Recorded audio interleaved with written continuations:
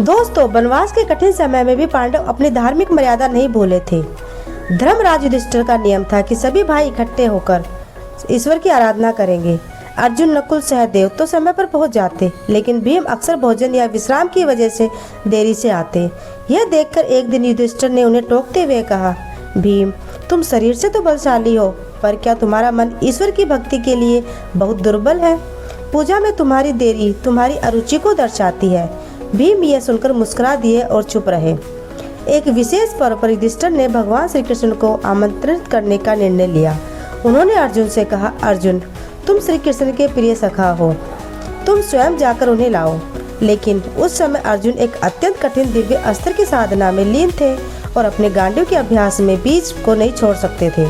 अर्जुन ने अपनी व्यवस्था बताते हुए केवल एक संदेश वाहक भेज दिया।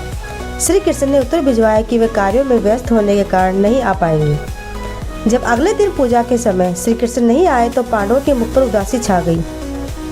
तभी भीम वहां पहुंचे। कारण जानने पर भीम ने गर्जना की, मैं अभी जाकर श्री कृष्ण को लेकर आता हूँ।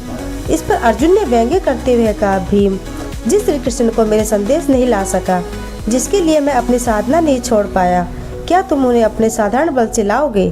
भक्ति केवल बल से नहीं होती। भीम ने कोई तर्क नहीं दिया।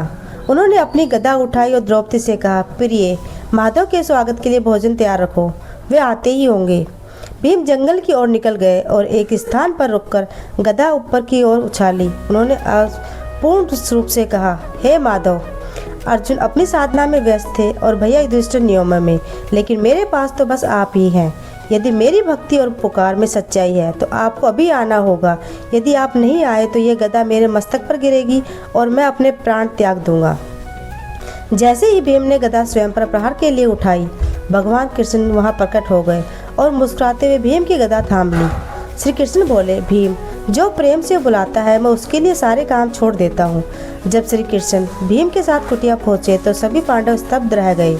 अर्जुन को अपनी भूल का एहसास हुआ और ईश्वर को पाने के लिए केवल नियम और साधना पर्याप्त नहीं। दोस्तों, अगर वीडियो पसंद आई तो कुमारी की कहानी को लाइक और सब्सक्राइब करना ना भूलें। Thank you.